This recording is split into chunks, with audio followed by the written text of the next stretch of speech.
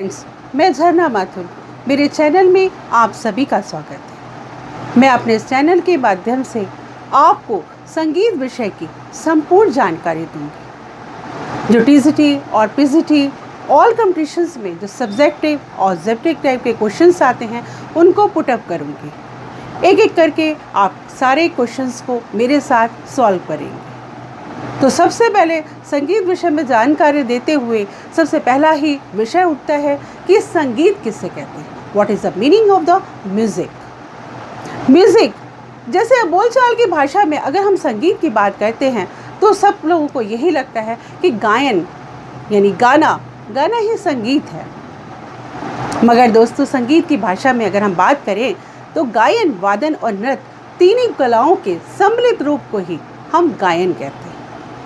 शारंगदेव ने संगीत रत्नाकर ग्रंथ में लिखा है, गीतम वाद्यम नृत्यम त्रय समुच्यते, यानी गायन, वादन और नृत्य तीनों के सम्मिलित रूप को ही संगीत कहा जाता है। गायन से तो प्रायः समझा ही जाता है कि गाना, किसी भी तरह के गाना, चाहे आपका क्लासिकल हो चाहे लाइट म्यूजिक का हो, ये सब गाने के अंतर्गत है। अब वादन क्या होता है?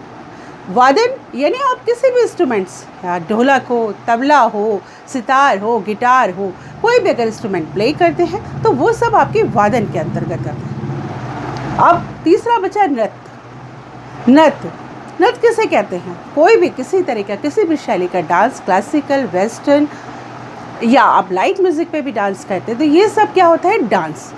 मतलब अपने भावों को हाथ पांव द्वारा व्यक्त करने की कला ही नृत्य कहलाती है।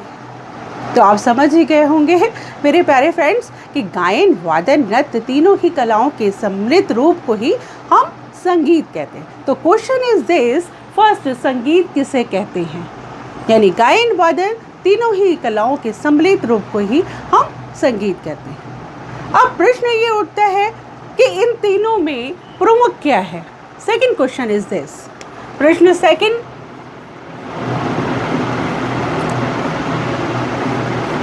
गायन, वादन व नृत्य में प्रमुख क्या है?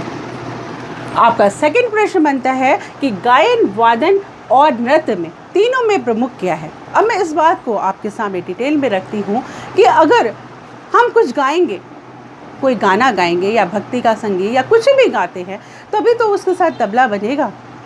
मतलब वादन जो है गायन के अधीन हो गया, और जब गाया जाएगा, बजाया जाएगा, तभी तो नृत्य होगा, उसी पे तो हम डांस कर सकेंगे। तो नृत्य जो है हमारा वादन के अधीन आया। तो इन तीनों में सबसे प्रमुख क्या हुआ? गायन।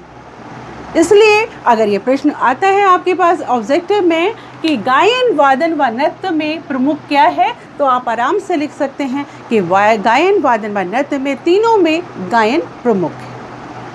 आप अच्छे तरीके से समझ गए होंगे।